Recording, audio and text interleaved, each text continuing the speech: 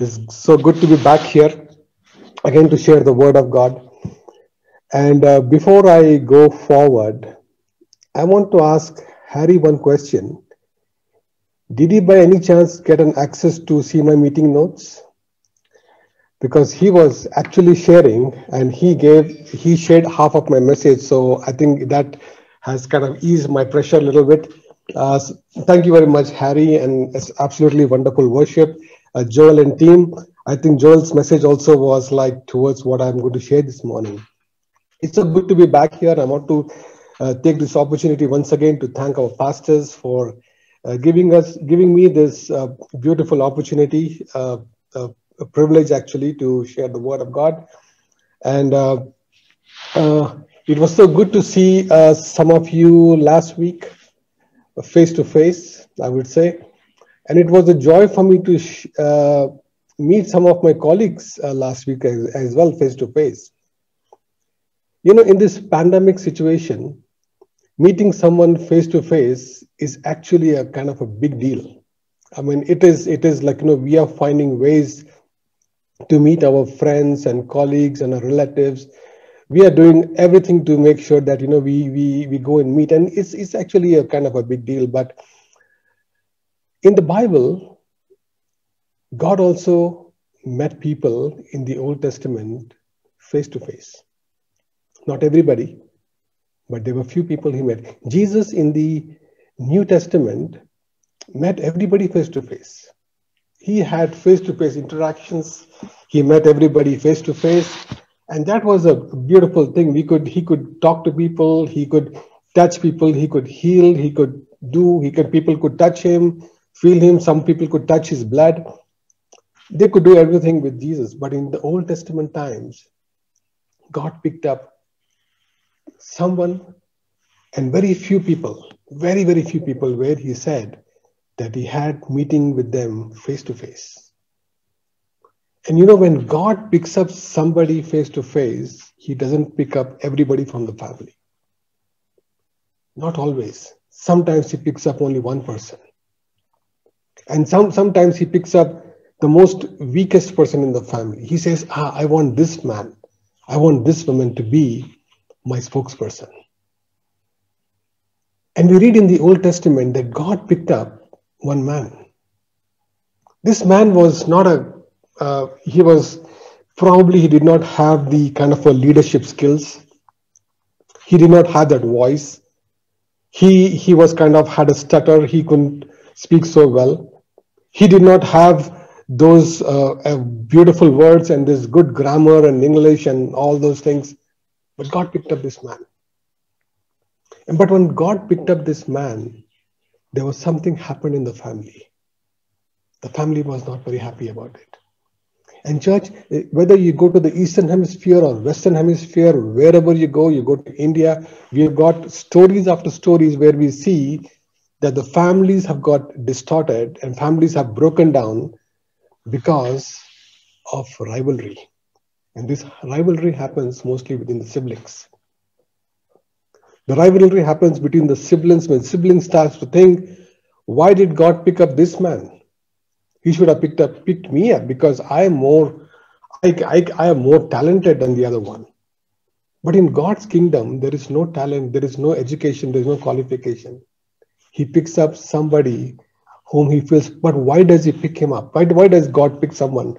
We're going to see in a moment. You would have guessed who this man is in the Bible. And today, in this passage which I'm going to read for you now, there is a sibling rivalry between the brother and the sister. There was a time when it happened, and if you can turn your Bibles, if you have it, to Numbers chapter 12, and if you see the first few verses, Moses was the man whom God picked up. God picked up Moses for this slide looks a little bit crowded, but nevertheless, I'm not going to read the full thing.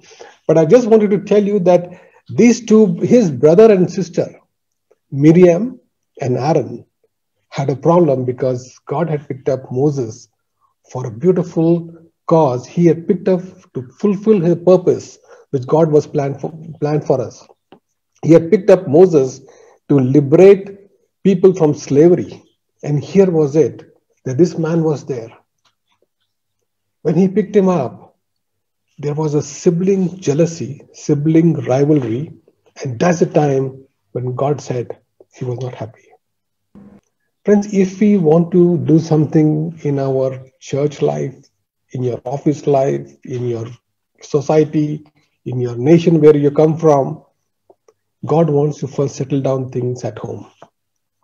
He wants you to settle down first and foremost, because the heart of God, and my story today is about the heart of God. That's what Harry was sharing. The heart of God is so beautiful, so wonderful, so compassionate that he doesn't want us as a family to first to have rivalry. God says, I want you to come out of that. I want you to come out of this rivalry. And this is what happens to actually Moses. So Aaron and Miriam, the siblings of Moses, talk behind him. They say that, you know what? Why did God choose him? What is so great that God speaks through him? He can speak through us as well. In the moment God hears this, God's heart is disturbed. God calls three of them into a room, says, you know what? He asks Miriam and Aaron, how did you talk against my son whom I have appointed? And this is what the Bible says. Listen to my words, Bible. It says, when a prophet of the Lord is among you, I reveal myself to him in visions. I speak to him in dreams. But this is not true to my servant Moses. He is faithful in all my house. With him I speak face to face. He said, with him I speak face to face. He was one of the only persons in the Bible, one of the very few people in the Bible where God spoke to him face to face. And he says, clearly, not in riddles. God does not speak in riddles.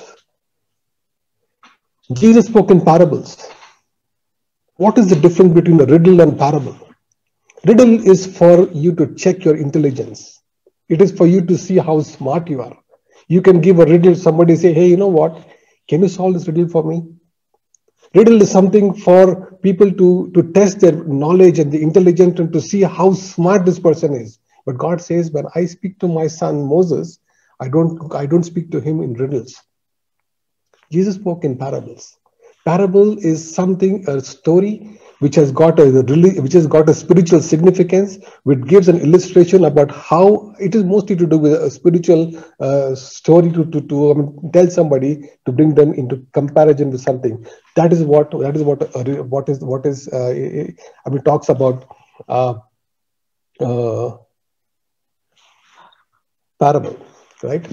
When I speak to him clearly and not in riddles, he sees the form of the Lord. Why then were you not afraid to speak against my servant Moses? You know, church, the moment God asks this question, the next minute they realize, God leaves that place and they realize that Miriam had got leprosy. She was struck with leprosy, her whole body is leprous, and she becomes a leper. Just imagine that the wrath of God, he was so angry that very moment, God gave a kind of a punishment to her. And this is what Aaron did. Aaron reached out to his brother and he calls him Lord. Small word, he calls him master actually. He says, can you pray? Please, my Lord, please pray that he'll be healed. He said, I have done a foolish thing. I've done a foolish thing to judge against this. Can you please help me? And this is what Moses prayed. The last line of the slide, if you see, verse 13. So Moses cried out to the Lord, Lord, please God, heal her. I think that was one of the most shortest and the most powerful prayers. Lord, please heal her. 4 words in that sentence. That is all enough. And that is the power of prayer. When you go and ask God, and when you say prayer, He says, prayer always starts. Moses started the prayer with the giver, ended up with a receiver. In between, he put a small verb, heal. With that, he put a please. Please is a game changer. It can change people's heart. It can melt God's heart. And he said a very simple word. It starts with the giver, ends with the receiver, with a small verb, heal, and with the please. Only 4-letter word. A powerful prayer. But why did God show Moses all these things? What was the big deal about it? Verse 3 in the same chapter says, now Moses was a very humble man, more humble than anyone on the face of this earth. He was a humble man. Verse 3 says here, Moses was a very humble man, more humble than anyone on the face of this earth. Just the criteria for God to pick us up is based on our humility. And towards the end of it, I'm going to talk more about it. But our humility is something which God sees. And I forgot to put this slide here on this this thing what I heard from C.S. Lewis, what he wrote. He says, God shows much more of himself to some people more than to others. Not because he has favorites. God does not show favoritism, but because it is impossible for him to show himself to a man whose mind and character are not are in the wrong condition. If your mind and your character is not in the right frame, God will not show up to you. Just as sunlight, though it has no favorites, cannot be reflected in a dusty mirror as clearly as a clear one. The sun will fall on everybody, but it will reflect when the mirror is clear. It will reflect more when the mirror is clear. That is the beauty of it. But this is the only time I read. I'm not sure if there was any more fights between the brother and sisters. By the way, I have 2 sisters. Fantastic. They are fantastic. They don't fight with me. In fact, they keep on encouraging me. And the only time I actually read about a fight between the sisters, the Bible, when you start reading from Genesis onwards, the issue is with the brothers. The brothers keep on fighting. They keep on fighting with each other. The only time I read about the sisters fight is in the fairy tales in the story of Cinderella. Something happened, they lose the shoes and something happens, and then that is the place. But Cinderella is not in the Bible, so let's not talk about it. Right? So our life, see, if you go back and read, and I remember in our 40-day fasting praying when we had, and last week also when Pastor Sammy was sharing, they shared a very important, very beautiful passage. Brother Jacob was teaching us from Genesis chapter 4, where there was a fight between the brothers. He was telling that about Cain and Abel. There are 2 brothers who fought because of their offering. One man bought his offerings out of his relationship with God. He bought his offerings out of his relationship. He wanted to give an offering to God based on the relationship. Other man bought the offering based on what he thought was a religious act. He did this out of religion. One boy did it out of. So what happens is the first murder takes place in the Bible. Cain goes and kills his brother. And the moment the brother dies, the problem starts. There is a separation. Church, when there is rivalry within the family, especially within the brothers, you can say that I don't murder. I don't murder these days. Who takes a knife or a gun and shoots somebody? But the word of God says in Proverbs 18 verse 21 that there is power in your tongue. With your tongue, you can go and murder somebody. You can go and break somebody. You can put these powerful words. And God is saying that you go back and reconcile. Because you know what? The moment you have a fight, there is a separation. There was a separation, and Cain was asked to go away from the presence of God. The fight between the brothers always brings disunity in the community, disunity in the family. And today I want to encourage you. And if you go down a little bit more, and if you go and read some more chapters, you'll go and see that there was again a fight between Jacob and Esau, the biggest one. I mean, you may probably think that this sounds like a Sunday school class, and sometimes I tell my life group members that is sometimes go back. It's good to go back to the basics. It's good to go back to the basics, reflect on what we learned, because those applications we need it now. Jacob and Esau had a fight. They had a fight because of the one brother was interested in the blessing of the other brother. The fight happened, and that's the time when the second son, when he got the blessing, he had to separate himself from the family.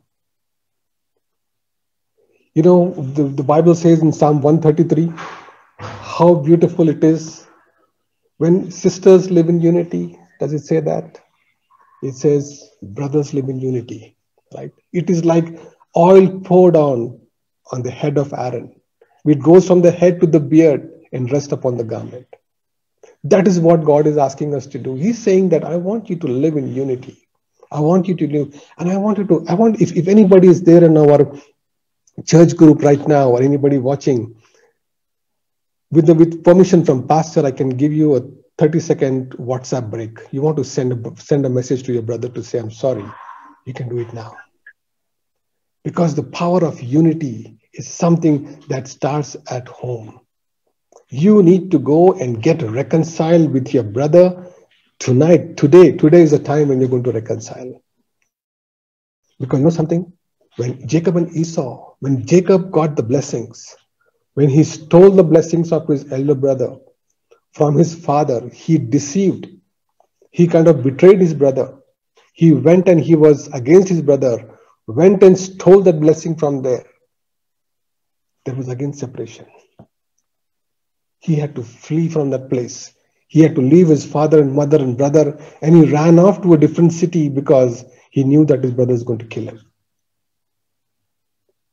Again, when you read again, but the compassion of Jesus Christ, he's so compassionate. The father's heart is so compassionate that he always wants you to unite.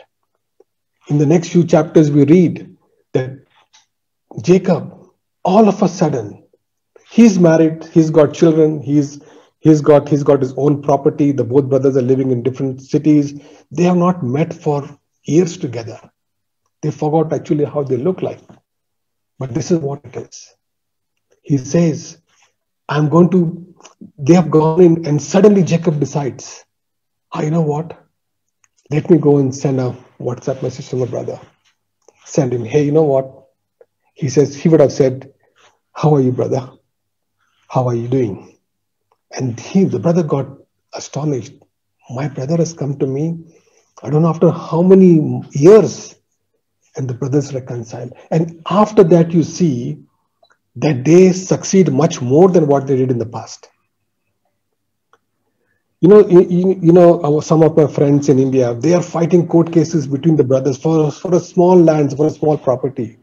And God is telling us that you need to reconcile today. Do you remember any other person, any other story where you think that the brothers fought?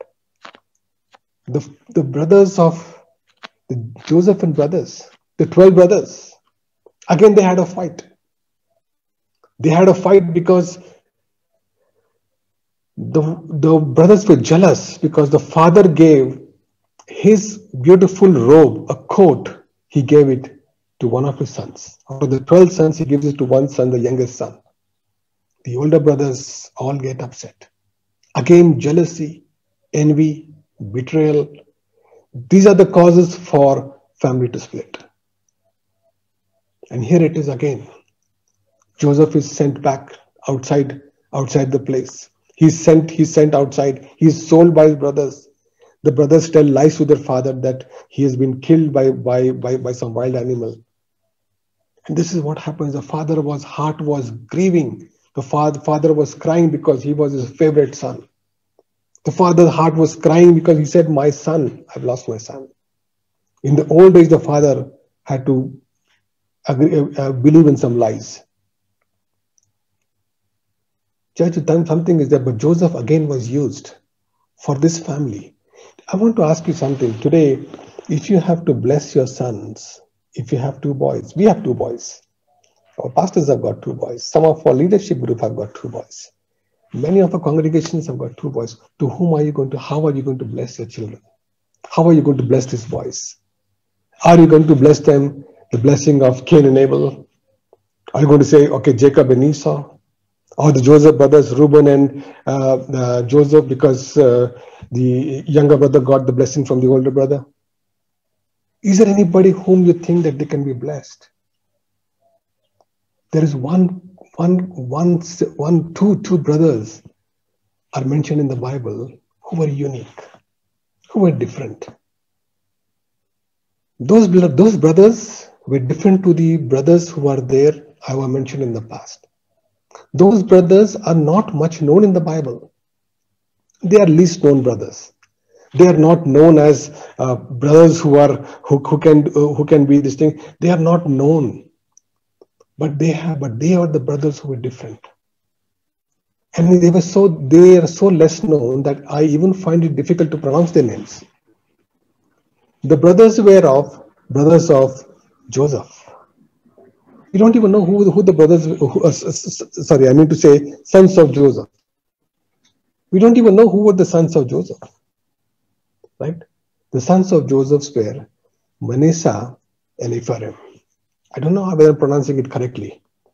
Manasseh and Ephraim were the two sons of Joseph who were born, and these two boys were different from the other boys. They were different brothers. These brothers had a different calling. These boys were brought up in an environment where they were different. And if you see here, he says in verse 20, Genesis 28, verse 20, he says he blessed them. Who blessed them? It was Jacob who was blessing his grandchildren. He blessed them, and he says, in your name will Israel pronounce this blessing. May God make you like Ephraim and Manasseh. History got repeated again here, church. History was repeated again. History was repeated here. Here Jacob was old. He was become almost blind. He could not see. And Joseph was meeting his dad after many years, and he takes his boys to the father. Father says, I'm going to bless. And what father does is, the blessing of the older son comes with the right hand. He puts the head on the younger son, crosses his hand to put the left on the older brother. And Jacob whispers to his dad, saying that, Dad, you know what? You're doing a mistake. There is an issue here. You need to change your hands. And Jacob realizes, he says, no, I'm not doing a mistake. I know what I'm doing. This boy whom I'm blessing, the younger one, the younger sibling, the younger brother, is going to be more powerful than the older one. But the older one is also going to be blessed. But what happened after that? Once the younger brother got the biggest blessing, the big chunk of the blessing, what happened? He didn't do what his grandfather did. He didn't go and kill his brother. He did not go. They lived. He was okay. There was no problem with it. You know the reason why? Because these two boys were not born in Israel.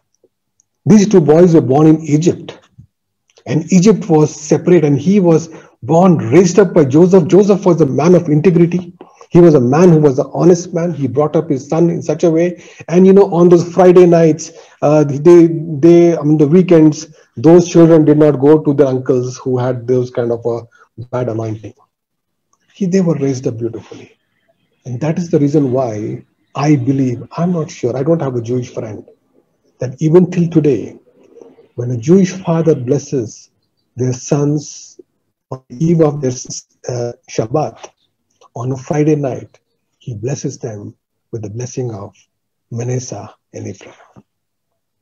That is the blessing. He does that. He blesses them with the blessing because those were the boys who never fought with each other. In the Bible, it doesn't record here. It doesn't say they have fought. Other ones all done that. And today, if you have got two boys, there are a couple of things we need to do. If you have a sibling who has got a brother, if you're not getting along well, today is the day for you.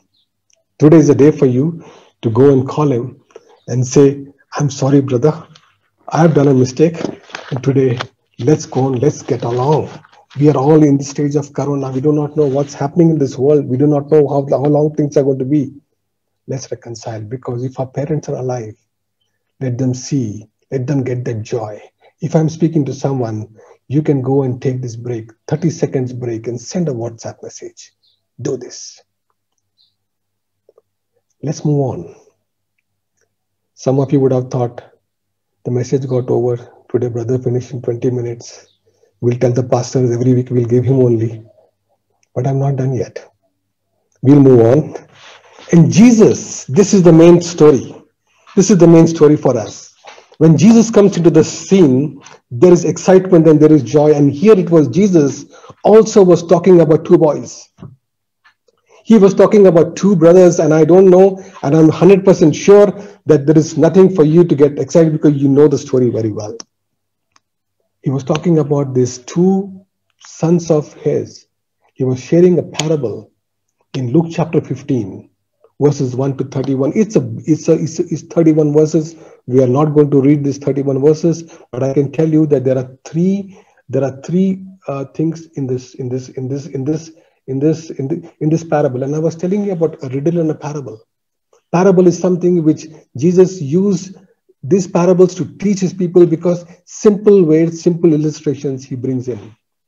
And here is the time when Jesus brings in and he talks about, he's got an introduction to give. He says, and one thing best about Jesus is that he wants to understand who his congregation is, who his audience is. And Jesus does a very quick survey. He finds out who those people are.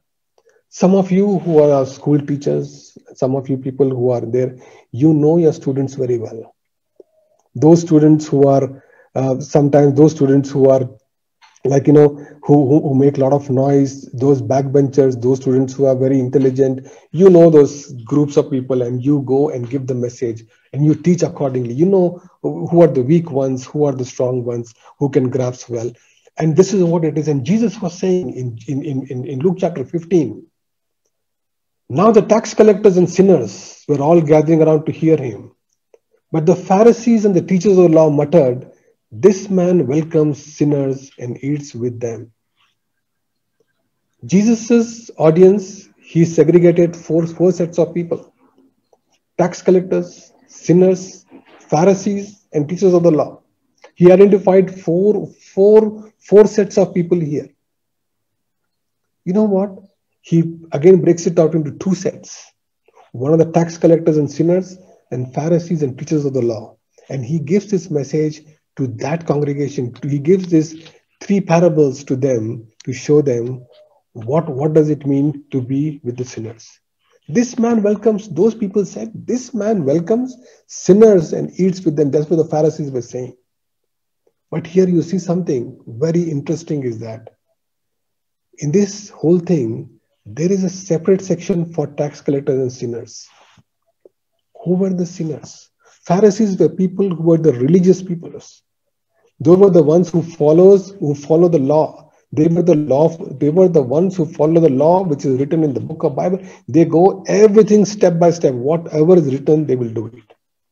Because they were religious people. Teachers of the law were also same thing. But then the other set of people were sinners. Sinners were the people who sin every day. But why did they segregate tax collectors? Tax collectors, I believe, were worse than the sinners. Tax collectors, if you were a tax collector in those days, you're considered to be a very harsh person. A tax collector was the one who betrays his own brother. A tax collector was the person who takes the money and gives it for to fund the Roman Empire, to fight against the Jewish people. So that was the thing of the. So they were considered more in terms of the sinners. Sinners were okay, but tax collectors were worse than the sinners. And Jesus was teaching to those two sets of people. One was the Pharisees and the teachers of the law, and the second one was for the tax collectors and sinners.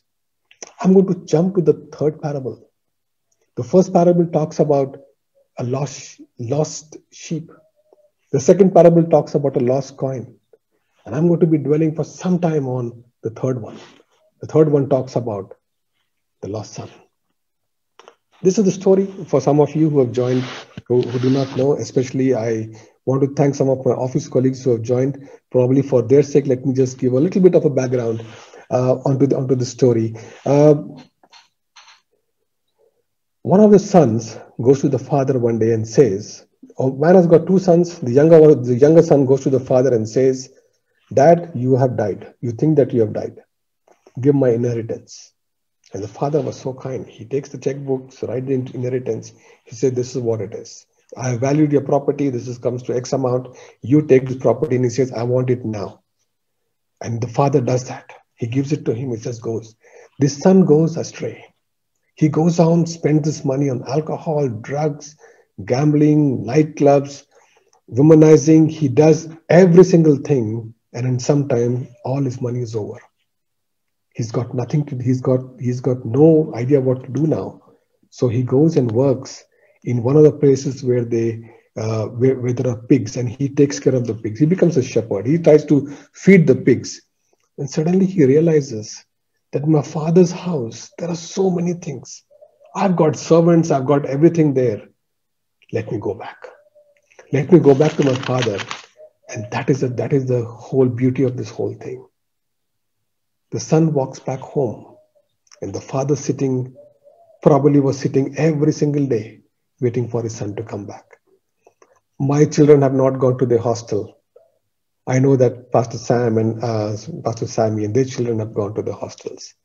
And every time they may be waiting when the vacation will start, and when my sons are going to come back, when my daughter is going to come back.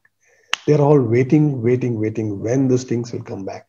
Because a father's heart is sometimes when he sits down there and he waits for the son to come. The father sees his son very far, and the father runs towards the son. And the Pharisees and those sinners who were there in the audience, they may be thinking, hey, what's going on? This boy is coming back. This son of theirs, he's coming back. He has spent all his money.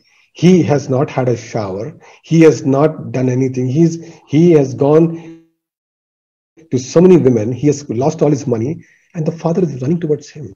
The father goes there.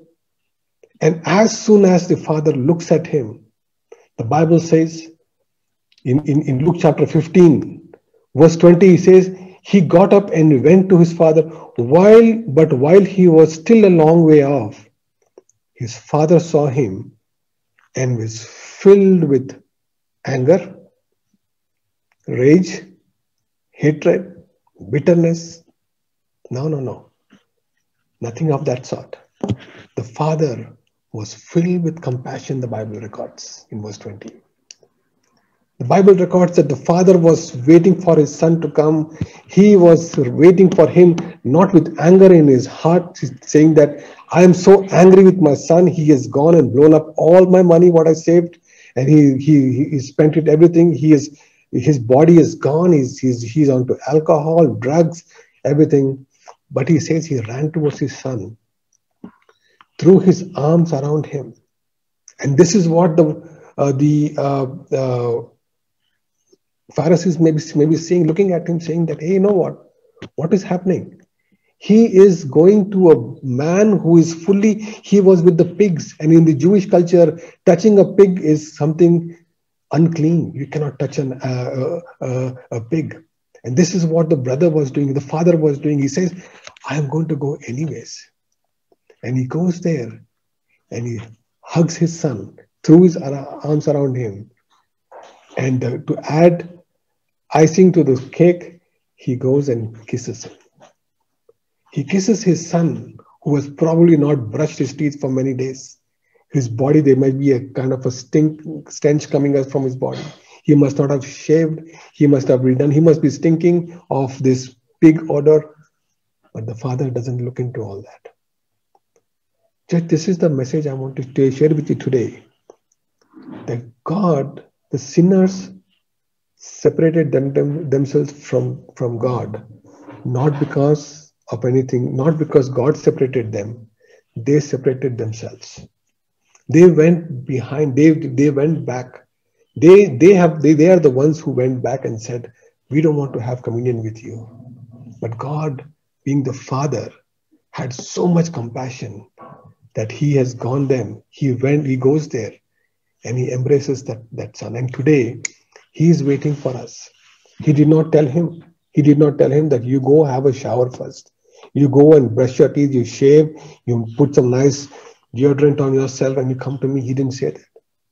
He accepted him the way he was. Some of us, when we get angry, we are getting angry. We're getting so bitter with our children. But God is saying, have the compassion of Jesus Christ. Go and embrace them the way they are. Take them the way they are. They would have fallen down. They would have done things wrong. But Jesus was telling them that the Father's heart is such that he goes and he and he embraces them. Then the son said to him, Father, I have sinned against you, heaven and earth against you. I am no longer worthy to be called your son. And the father just cuts him through. Father just cuts him through and he calls his servant. He says, quick. He calls his servant, says, quick. He doesn't want to even listen to this thing. He doesn't tell his son, you know what? You need to go to a counselor first. You need to go to a rehab. You need to go and get yourself clean. You are a dirty man. You need to get yourself act. Then I'm going to come to you. The father doesn't do that. And that was a message for the sinners who were in the congregation, who were in the audiences of Jesus. And the audience of Jesus, they were trying to tell them that you have gone away from us. You have separated away from God. But God is not waiting for you to justify. He's not asking you to tell. He's not going to tell. And this is the thing. This is the beauty of the whole thing. Where the father says, quick. He says, quick, quick, quick. And he says, quick. In Hindi, he would have in there. He says, jaldi karo, jaldi, jaldi, jaldi. And if he was in Tamil, he would have said, Sikram, Sikram kudu, Sikram. Good. I had to tell Tamil because my wife will get offended otherwise. I want to have lunch after this. She may think that, because she thinks that if you speak in Tamil, you'll go to heaven. So anyway, I have to tell this. So the father tells the son, quick. He says, bring back the robe and put it on him. Put a ring on his finger and sandals on his feet. The father does three things, church. And that is something what the father wants to do with you and me today. He says he wants to put the best robe. He says, remove that old garment. The garment which took you to the nightclubs. Those garments you took you to those brothel places. Those areas where you went with those garments. He says, remove that. And I said, I'll give you a new garment. I'll give you a new robe. I'll give you a new garment on yourself because you are going to be a new creation. He would have said, forget the former things. Do not dwell on the past. Look, I'm doing something new. He would have probably said that. Isaiah 43 verse 18 and 19. He would have said that. And he says, I'm going to put a new robe on you. Then not only that, he says, I'm going to put a ring on your finger. Many of us are having this ring. I've been wearing this for last almost 30 years. This is the ring of the new covenant. This is the ring of a covenant. He says, this ring is a no matter what ring. This is a ring which says that no matter what happens, I'm going to have that unconditional love. This is the ring for us to identify. The father says, I want to identify you with a new ring. I want to put this ring on you to say that no matter what your past was, no matter what you did, I want to say that I'm going to love you no matter what. Some of us would have got engaged. Recently, some of you got married recently. You would have worn that ring. That ring was not for you to just wear on it for the sake of it. It is for you to see every single day and say that this is the ring of unconditional love. I'm going to have this love no matter what. And then he says, I'm going to put sandals on your feet. He said, I'm going to put new sandals. And he would have probably said, Isaiah 52 verse 7, he would have said. He says, I'm going to take you to the new place. How beautiful are the feet of those who bring good news. He would have said, the son, now you go and take the good news with other people. That how my father has forgiven me. He would have said from in Nahum chapter 1 verse 15. In Romans chapter 10 verse 15 again. He would have said in terms of Habakkuk chapter 3 verse 19, he would have said, how beautiful are the feet of those who bring good news. And he says, I'll make your feet like the feet of a deer who will enable me to go into the mountains. And that is what he was saying, the father was telling them. The father also did one thing. He says, bring the best calf, the best stored calf, cut this animal and let's have a celebration in our house. There was a party. And every time you repent, every time you say, I'm sorry, when you come back, there is a celebration in heaven. The celebration time starts, and this is what happens here. Church, this son was a rebellious man. He was a man who was rebellious. But the thing is, he understood the heart of his father. He knew his father's heart. He didn't shy away. He didn't say, Lord, I'm going to wait for my father to call me. No. He says, I'm going to go to my father, because he understood, though he was a rebellious man, the sinners who were in the congregation, in the audience of Jesus, did not understand this. That's why they were wondering. And Jesus was telling them that today I'm calling you no matter what you are. Today you may be having a big laundry list. I have done this, I have done that, I have done so many wrong things I have done this. And God is telling them, put those behind and come to me. I'm going to accept you no matter what. With great compassion, with a lot of love, He's happy to have you. And this is what has happened. Church, God is looking for us not to have a religious way of doing things. He wants us to have a relationship with Him. This is what Harry was telling, right?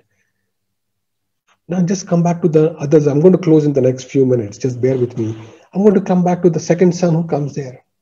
The second son, when he comes, he looks from far off. He sees there is music and dancing going on in my house, and he was in the farm working, and he comes close and asks somebody, hey, you know what? What's happening in my house? He says, the servants go and tell him that your father, your brother who was lost, is back now, and your father is celebrating. But the son, the older son, he refused to come in. He refused to come in. And he was standing out. The father goes to him and he says, son, why didn't you come in and join the party? And he says, and this is what he says. The older brother became angry and refused to go to the father. So the father went out and pleaded with him. But he answered his father. And this is what he told his father. He did not address his father as father. He says, look. He didn't even address his father as dad. Dad, you know what? He didn't say that. He says, look. He treated his father with complete disrespect. All this year I've been slaving. He considered himself to be a slave. He was a religious man. That man was working in his father's field, not out of love, but he was doing it as a religion. He was doing it out of religion. He was saying that this is for me, this is my duty because I have been taught and I have to do this. But he was not doing it with an act of relationship with his father. I have been slaving for you and never disobeyed your orders. Yet you never gave me a young goat so I could celebrate with my friends. But when this, and he calls his brother, son of yours. He calls him brother, son. He doesn't address him by his name. He doesn't call him that my brother. He says the son of yours. He wants to completely take away from himself. He wanted to just disconnect from the family. He spent the money on prostitutes and everything, and you killed a fattened calf for him. And this is what God was telling, that He was saying that, my son, I have done this for him. Even if he was, I would have done this for you also. But He was saying that my thing is, I want you to have he was telling him, and this was a message for the Pharisees, for those religious people, that you may be doing good things, you may be the teach, you may be reading the word, you may be following the word, but you are not doing it you're doing it out of religion. You're not doing it as a relationship. God wants us to have a relationship with Him. God wants us to have that relationship with Him, to say that my son, I want you to have that kind of a covenantal relationship with me. We have passed the time, but I'm just going to quickly close. The next two parables of Jesus Christ was about the lost sheep and the lost coin. The lost sheep was also talking about a man, a shepherd. He goes he's got 100 sheep, but he goes after the one sheep which got lost. And Jesus says, and this is the most powerful things, and this is the thing which the promo video came in the beginning of the thing. Let us celebrate. And he says here, I will tell you in the same way, that there will be more rejoicing in heaven over one sinner who repents, than over 99 righteous person who do not repent. Church, God is asking us to repent. There is repentance. In repentance, there is joy. God gets, it is not the regret that makes Him happy. It is the repentance. Repentance is when I'm truly sorry and I say that, Lord, I'm sorry for what I've done wrong. And God is telling us that I want to do that. In the next parable of the lost coin, there is an old widow who loses one coin, but she does one thing. She lights a lamp, sweeps the whole house till she finds that coin. She lights a lamp because you know what? Something was lost. Now she's found it. And again, there was a rejoicing. There was a celebration. And again, the Bible says, in the same way, I tell you, there is rejoicing in the presence of the angels of God when one sinner who repents. Church, once again, I want to tell you that there is rejoicing. The heavens stop. They said that, no, let's rejoice. You know why? Because there is repentance in the house of God. God is telling us to repent. He's telling us, come to me. I'm a compassionate God. Come to me the way you are. And I want to tell you one thing. Scholars, especially Charles Spurgeon, says that these three parables of Jesus Christ are weaved together because it talks about the Good Shepherd. That was Jesus Christ. That's mentioned in the parable of the lost sheep. He talks about the Father God, which talks about the Father's heart in the parable of the lost son. And he talks about the Holy Spirit, which is the light, which the widow lights, with the woman lights, that's the Holy Spirit. Tonight, this morning, again, I want to encourage you all that if we have to go ahead, if you want to go ahead, we want to do something for our society, for our church, for our family, we need to reconcile with our brothers. We have to reconcile with our children. We have to reconcile. And today, this week, we'll start calling people and ask them for forgiveness. We'll ask them to say sorry. And sorry probably is a game changer in your life. Thank you very much and God bless you. Over to you, Pastor.